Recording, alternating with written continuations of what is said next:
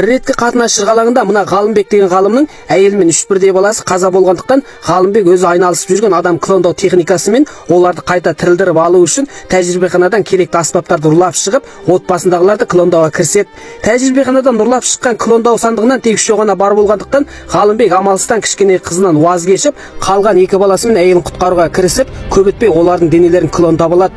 Бірақ олардың денелері клондалғанымен алғаш саналары денелеріне көшу сәтсіз болуымен бірге клондалған денелерде оянбай қояды. Сондықтан Ғалымбек тағы да күндіз-түні көптеген тәжірибе жасап, ақыр аяғында барлығын оятып алады. Бірақ олардың саналарында құтқарылмай қалған кішкене қыз туралы информациялар жуылып тасталғандықтан қайта тірілген әйел мен басқа 2 баласы да оны ұмытып кеткен еді. Ал фильмнің толық қазақша нұсқасын сол жақ жақтағы жалғанымды басып шалқар кескін деталын түсіріп алып көрсеңіз болады. Фильмнің аты Клон адам. Осылайдан Ғалымбектің тәжірибесі сәтті болып, бұрынғы бақытты отбасы қайта оралғанымен клондалған әйел мен балалары бұрынғыдай қалыптылығын жоғалтқан екен де, балалар түнде неше түрлі қорқынышты түс көрумен бірге әйелде қазір істеген ісін қазір ұмытып қалатын болып қалады. Әрі олардың санасындағы жуылған құтқарылмаған қыздар туралы да естеліктерде қайта пайда болғандықтан Ғалымбек амалсыздан олардың миын тазалап бірталай әурешілікке тап болады.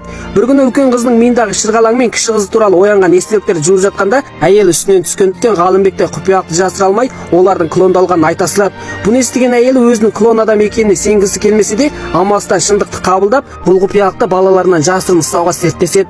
Ертесі Ғалымбекте қызмет орнына қайтып келіп еді, бастықтары оған алдыңғы жолғы өлген әскерді қайта клондаңдар деп бұйрық беріп, клондауға істетілетін аспаптардың көбін өзі ұрлап кеткендіктен әскердің өлігін клондауға келмей қалған екен де, қызметтесі оған тәжірибехананың нәрсесін ұрлағанымыз әшкере болса, түрменің түбінде шіреміз деп шыжбан қаққандықтан өз ұрлығын жасыруды ойлаған Ғалымбек өз денесін клондау бекіміне келеді.